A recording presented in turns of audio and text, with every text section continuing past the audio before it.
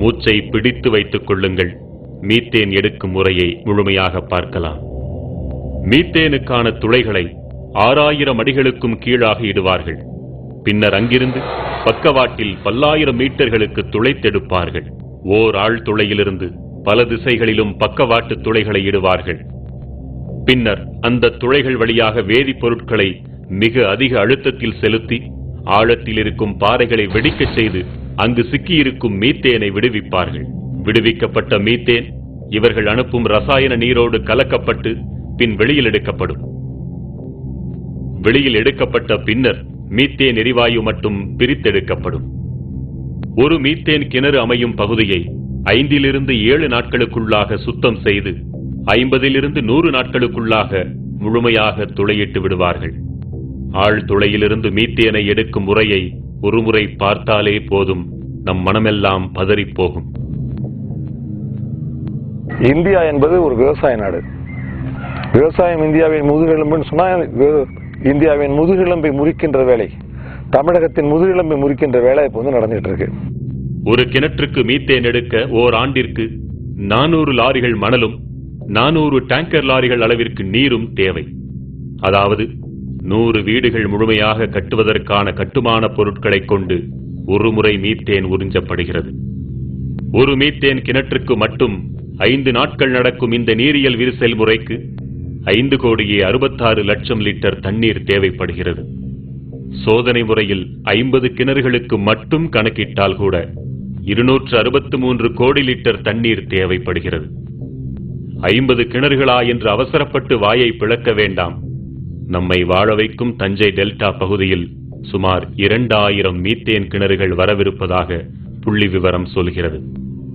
அப்படியானால் அந்த 2000 கிணறுகளில் ஒரு முறை மீத்தேன் எடுக்க மட்டும் 4 TMC தண்ணீர் தேவைப்படும். 4 TMC நீர் என்றால் எவ்வளவு தெரியுமா? அதை கொண்டு சுமார் 40 லட்சம் பேருக்கு அன்றாடம் 100 லிட்டர் வீதம் ஆண்டு முழுவதும் பகிர்ந்தளிக்க முடியும். இன்னும் எளிமையாக சொல்வதென்றால் 40 லட்சம் பேருக்கு 365 நாட்களுக்கும் நாளொன்றுக்கு 5 குடம் தண்ணீர் வீதம் தர முடியும். மேட்டூர் அணையின் முழு கொள்ளளவான 93.4 TMC நீரை இந்த கிணறுகள் 4 மாதங்களில் குடித்து தீர்க்கும் என்றால் இதன் அபாயத்தை புரிந்து கொள்ளுங்கள். இந்த பகுதியில் முதலில் குடிநீர் இல்லாமலும் அடுத்தது விவசாயம் இல்லாமலும் படிப்படியாக இந்த பகுதி மக்கள் இந்த மண்ணை விட்டு வெளியேறுகின்ற நிலைமை ஏற்படும். கர்நாடகாவிடமிருந்து 10 TMC தண்ணீரை பெறுவதற்கே 20 TMC கண்ணீரை விட வேண்டிய நிலைமையில் இருக்கிறோம் நாம். என்றால் மீத்தேன் கிணறுகளுக்கு தேவையான நீர் அனைத்தையுமே காவிரியிலிருந்து மட்டுமே எடுப்பார்கள் என்று குழந்தை கூட நம்பாது. நிச்சயம் ஒட்டுமொத்த தமிழகத்தின் தண்ணீரும் இதற்காக உறிஞ்சப்படும். இப்படியே அடுத்து வரும் 30-40 ஆண்டுகளுக்கும் மீத்தேன் குடிக்கப் போகிறார்கள் என்றால் நம் இயற்கை வளங்கள் எவ்வளவு கொள்ளை போகும் என்பதை கற்பனையாவது செய்து பார்க்க முடிகிறதா? இது நமக்கும் நம் சந்ததிக்குமான குடிநீர் அல்லவா? தனியாரின் கொள்ளை லாபத்திற்காக கொடுத்துவிட்டு தண்ணீர் இல்லாமல் நாம் அலைய வேண்டுமா? தண்ணீருக்கு இந்த நிலை, மணலுக்கு என்ன நிலை என்பதை இனி பார்ப்போம். ஒரு கிணற்றுக்கு 400 லாரிகள் மணல் தேவைப்படுகிறது என்றால் இனி வரவிருக்கும் 2000 கிணறுகளுக்கு 8 லட்சம் லாரிகள் மணல் தேவை. அதாவது 80,000 வீடுகள் கட்ட தேவைப்படும் மணலை விழுங்கப் போகின்றன இந்த மீத்தேன் கிணறுகள். இதே போன்று 40 வருடங்களுக்கு மணலும் தண்ணீரும் விழுங்கப்பட்டுக் கொண்டிருந்தால் நம் தலைமுறைகள் என்னவாகும்? இந்த மணலையும் தண்ணீரையும் கொள்ளிடம் காவிரி மட்டுமல்லாமல் தமிழகத்தின் இதர ஆறுகளிலிருந்தும் நிச்சயம் எடுப்பார்கள். ஏற்கனவே மணலை தின்று தீர்த்த மட்டும் போதாதென்று இப்படி அடிவரை சுரண்டும் அதிபயங்கர திட்டம் வேறா? கொள்ளையடிப்பதற்காக எவ்வளவோ சிந்திக்கிறார்கள், அதை தடுப்பதற்காக கொஞ்சமாவது சிந்திக்க வேண்டாமா?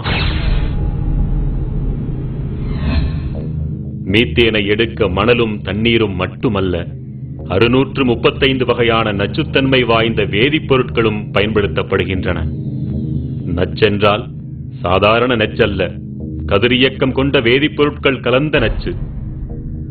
இத்தகைய நச்சு வேதிப்பொருட்கள் தான் அடுத்த 30-40 ஆண்டுகளுக்கு நம் தாய் மடி போன்ற தஞ்சை நிலத்திற்குள் செலுத்தப்படும்.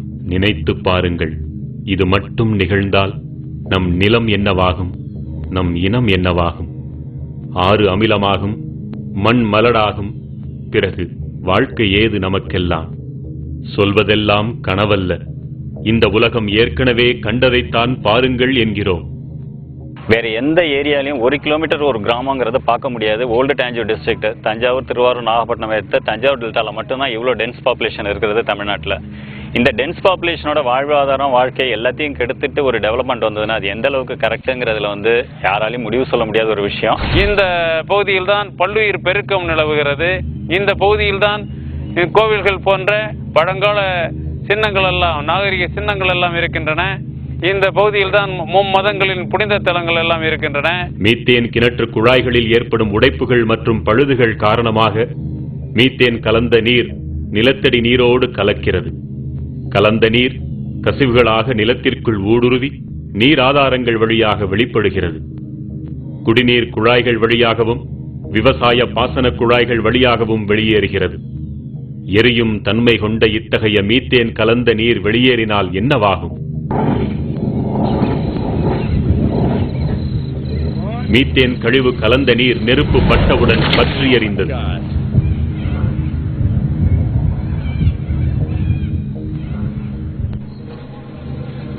உங்கள் வீட்டு குழாய்களில் தண்ணீர் பற்றி எறியலாம், வீடெறியலாம், ஊரெறியலாம், ஏரி குளங்கள் ஆறுகள் அனைத்தும் தீ பற்றி எறியலாம். காவிரி டெல்டா தீக்காடாகலாம். வாழ வழியில்லாமல் யாவும் மீத்தேன் குடித்து சாகலாம். சற்றேனும் விழித்துக் கொண்டாலோ இத்தனையையும் தடுக்கலாம். மீத்தேன் எடுத்தது போக இக்கிணறுகள் வேதிப்பொருட்களோடு கலந்த மணலையும் நீரையும் கழிவுகளாக தருமல்லவா?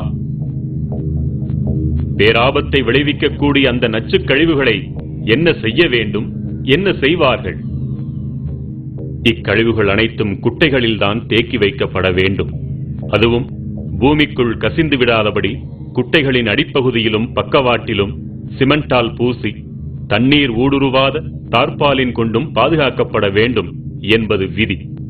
ஆனால் இந்த விதிப்படியெல்லாம் இக்கழிவு நீரை உலகில் இதுவரை எங்குமே பாதுகாக்க முடிந்ததில்லை. எப்படியாவது நீர் நிலத்தடி நீரோடு கலந்து விடுகிறது. பெருமழை காலங்களில் இந்த குட்டைகளில் இருக்கும் கழிவு நீர் வெள்ள நீரோடு அடித்துச் செல்லப்படுகிறது.